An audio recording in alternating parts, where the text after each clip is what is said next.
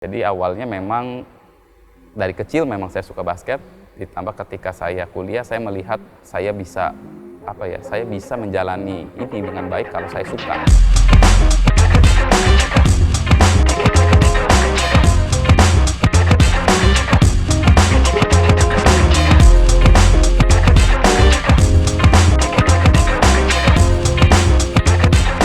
Keluarga sih mendukung, terutama ayah ya. Ayah itu memang dari kecil ketika saya suka latihan basket, ayah juga suka mendampingi gitu. Sampai saya titik di kuliah pun ayah cuman menyatakan bahwa ambillah yang memang kamu suka, yang kamu jalaninya itu tidak terpaksa. Paling mungkin ada pertanyaan dari ibu gitu ketika saya mau ngambil jurusan untuk kuliah basket, kepelatihan, ya hanya bertanya, apa kamu yakin bahwa basket itu untuk masa depan kamu akan menjanjikan, apakah basket itu di Indonesia akan punya prospek yang bagus. Balik lagi, apa yang saya jalani harus dengan apa yang saya suka gitu. Pastinya ada, karena memang di awal saya terjun di dunia profesional as a coach, itu usia saya terbilang muda, baru 22 tahun. Ya pastinya orang akan bertanya dengan usia yang muda, lalu latar belakang saya itu apa, orang nggak tahu, jadi banyak keraguan-keraguan itu.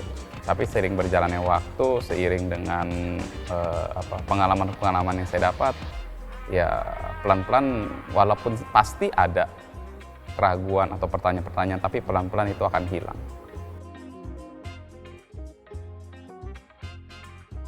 Kalau tekanan itu pasti ada. Kebanyakan di sini di dunia profesional ini pelatih kan memang sudah matang secara usia, secara pengalaman.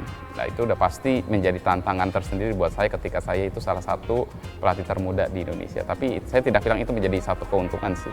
Ya profesi profesional tidak dilihat dari usia, tapi dilihat bagaimana dia bersikap, dia ex-profesional, itu yang lebih penting dibanding usia. Ya pastinya yang paling mudah kan ketika as a coach kita kan banyak menasehati, banyak memberikan saran, banyak memberikan masukan. Nah ketika mungkin dari beberapa pemain yang merasa tidak jauh beda, atau mungkin ada yang lebih tua, atau mungkin seumuran, merasa apa iya sih yang dia ngomong itu benar. Nah, lebih banyak sih seperti itunya, tapi balik lagi bahwa pendekatan dan cara kita bersikap hari-hari itu akan menjadi kuncinya. Ketika orang sadar bahwa yang kita lakuin, yang kita ajarin, yang kita berikan saran, yang kita lakukan itu semuanya benar dan punya tujuan, saya pikir itu bisa diterima. Ya, paling penting karakter itu nomor satu. Ya fundamental itu kan banyak hal, cuma salah satunya karakter juga. Kita harus sebagai atlet, sebagai orang yang berkecimpung di dunia olahraga atau dimanapun gitu. Karakter itu salah satu faktor terpenting untuk bisa menjadi sukses.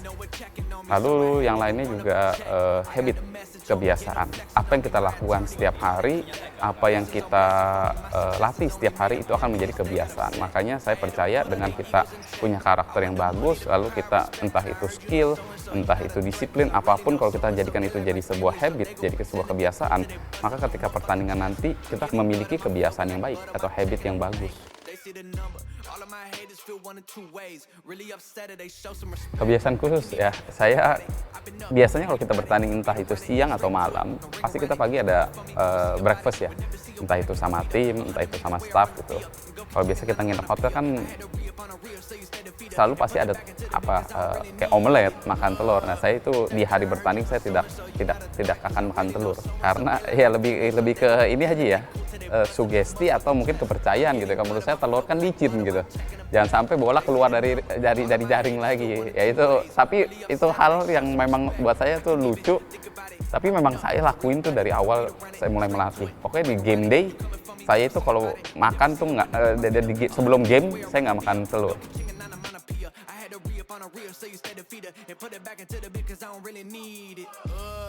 Terus terang saya tidak punya idola, karena buat saya kalau saya mengidolakan seseorang berarti kemungkinan besar saya untuk tidak bisa jadi lebih dari orang itu.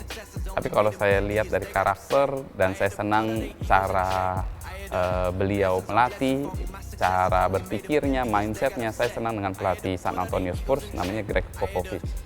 Ya, menurut saya dia salah satu pelatih yang tidak hanya fokus dalam basketnya, tapi bagaimana untuk menjadi seorang atlet atau orang yang sukses itu harus punya karakter dan disiplin yang bagus. Saya sangat suka dan saya sangat banyak belajar dari apa yang dia lakukan itu.